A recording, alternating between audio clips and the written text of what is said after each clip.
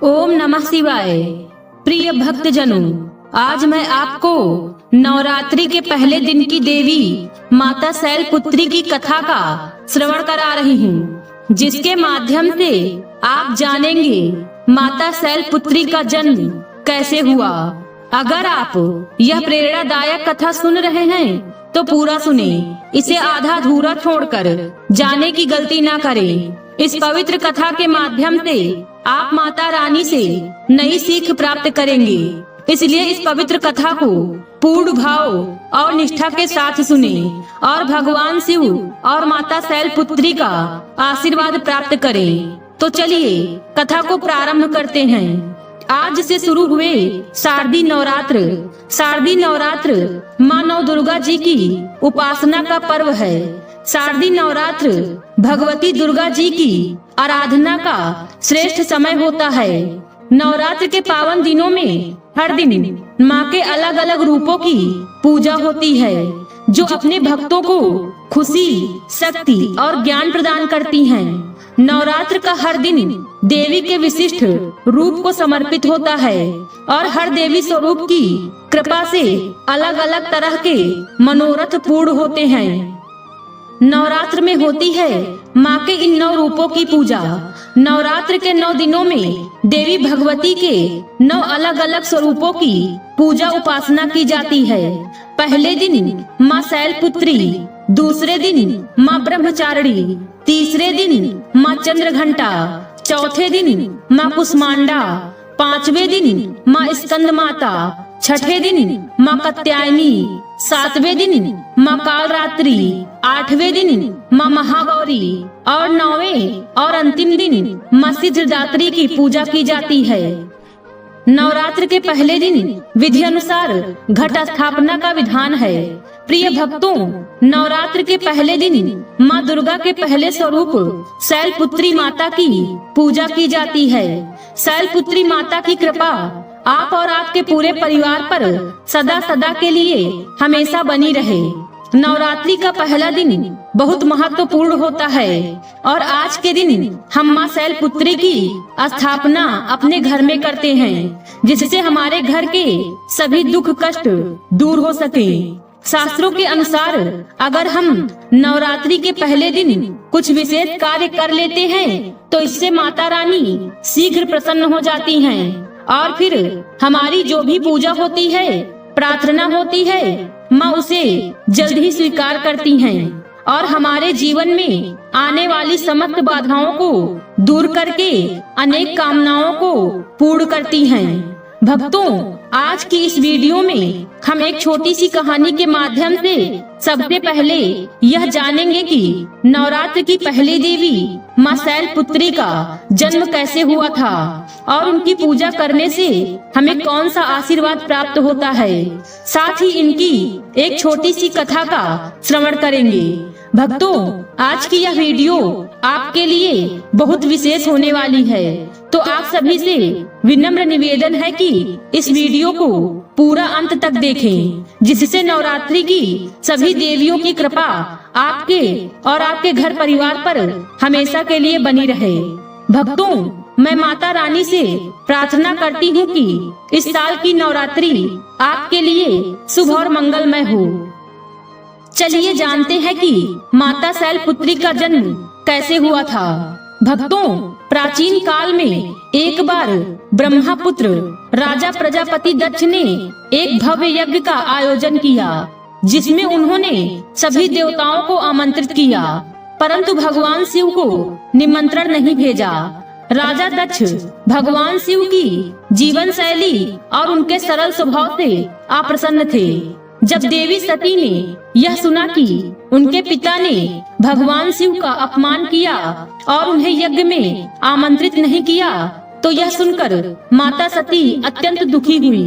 फिर माता सती ने भगवान शिव से यज्ञ में जाने की अनुमति मांगी, परंतु भगवान शिव ने उन्हें यह कहते हुए मना कर दिया कि यह यज्ञ एक शत्रुतापूर्ण वातावरण में होगा और आपको वहाँ अपमानित किया जा सकता है और फिर हमें वहाँ पर आमंत्रित भी नहीं किया गया है। बिना निमंत्रण के किसी के द्वार पर जाना ठीक नहीं है। तब माता सती कहती है कि वह तो मेरे पिता का घर है, वहाँ जाने के लिए मुझे निमंत्रण की क्या आवश्यकता है। तब भगवान शिव कहते हैं, एक कन्या को विवाह के बाद अपने पिता के घर किसी आयोजन पर बिना बुलाए नहीं जाना चाहिए। फिर भी माता सती भगवान शिव की बात को न मानते हुए अपने पिता के घर यज्ञ में गई। वहां पहुंचने पर उन्होंने देखा कि यज्ञ स्थल पर भगवान शिव का अपमान हो रहा है और कोई भी उनकी पूजा या आदर नहीं कर रहा है, और माता सती का भी उनके पिता और उनकी बहनों के द्वारा अपमान किया गया। उनके पिता ने भगवान शिव का बहुत अपमान किया और उनको बहुत से कट वचन बोले। इतना सब कुछ देखने के बाद भगवान शिव के इस अपमान को सहन न कर पाने के कारण माता सती ने यज्ञ की अग्नि में अपने प्राणों की आहुति दे दी, जिससे सती की मृत्यु हो गई। माता सती की मृत्यु के बाद भगवान शिव अत्यंत दुखी हो गए और वे सती के शरीर को लेकर पूरे संसार में घूमने लगे। इस घटना के बाद देवी सती ने पुनर्जन्म लेने का निर्णय लिया ताकि वे फिर से भगवान शिव के साथ विवाह कर सकें और संसार में धर्म की स्थापना कर सकें। भक्तों, माता सती का अगला जन्म पर्वतराज हिमालय के घर हुआ और इसी कारण उनका नाम शैलपुत्री पड़ा। देवी शैलपुत्री माता सती के पुनर्जन्म का रूप है। माता शैलपुत्री शिव जी की पहली पत्नी देवी सती का एक ऐसा अवतार है जिनकी पूजा नवरात्रि के प्रथम दिन की जाती है, और इनकी पूजा जो भी भक्त पूरे श्रद्धा भाव से करता है उसके घर परिवार में माता शैलपुत्री और भगवान शिव जी की असीम कृपा बनी रहती है। भक्तों, अब मैं आपको माँ दुर्गा की एक बहुत ही सुंदर कथा सुनाने जा रही हूँ। कहा जाता है कि नवरात्रि के समय जो भी लोग इस कथा को सुनते हैं उन पर माँ दुर्गा का आशीर्वाद बना रहता है। तो आपसे विनम्र निवेदन है कि इस कथा को पूरा जरूर सुने। तो चलिए कथा प्रारंभ करते हैं। शास्त्रों में नवरात्र पर्व मनाए जाने की दो पौराणिक कथाएं हैं। पहली पौराणिक कथा के अनुसार महिषासुर नाम का एक राक्षस था जो ब्रह्मा जी का बड़ा भक्त था। उसने अपने तप से ब्रह्मा जी को प्रसन्न करके एक वरदान प्राप्त कर लिया। वरदान में उसने मांगा कि कोई देव, दानव या पृथ्वी पर रहने वाला कोई मनुष्य उसे मार न सके। वरदान प्राप्त करते ही वह बहुत निर्दयी हो गया और तीनों लोकों में आतंक मचाने लगा। उसके आतंक से परेशान होकर देवी देवताओं ने ब्रह्मा, विष्णु, महेश के साथ मिलकर माँ शक्ति के रूप में दुर्गा को जन्म दिया। माँ दुर्गा और महिषासुर के बीच 9 दिनों तक भयंकर युद्ध हुआ और 10वें दिन माँ दुर्गा ने महिषासुर का वध कर दिया। इस दिन को बुराई पर अच्छाई की जीत के रूप में मनाया जाता है। नवरात्रि की एक कथा भगवान श्री राम से भी जुड़ी है। मर्यादा पुरुषोत्तम ने की थी नौ दुर्गा की उपासना। दूसरी पौराणिक कथा के अनुसार भगवान श्री राम ने लंका पर आक्रमण करने से पहले और रावण के साथ होने वाले युद्ध में जीत के लिए शक्ति की देवी माँ भगवती जी की आराधना की थी। रामेश्वरम में उन्होंने 9 दिनों तक माता की पूजा की। उनकी भक्ति से प्रसन्न होकर माँ ने श्री राम को लंका में विजय प्राप्ति का आशीर्वाद दिया। 10वें दिन भगवान राम ने लंका नरेश रावण को युद्ध में हराकर उसका वध कर लंका पर विजय प्राप्त की। इस दिन को विजयदशमी के रूप में जाना जाता है।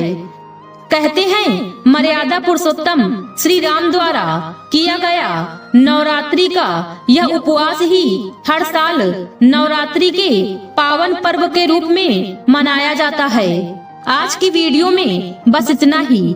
उम्मीद है वीडियो पसंद आई होगी। इस वीडियो में बोलते समय कोई त्रुटि हुई हो तो क्षमा करें। वीडियो पसंद आई हो तो वीडियो को लाइक और शेयर करें और चैनल को सब्सक्राइब कर दें और कमेंट बॉक्स में हर हर महादेव लिखना बिल्कुल ना भूलें। मिलते हैं अगले वीडियो में। खुश रहिए और खुशियाँ बांटते रहिए। हर हर महादेव।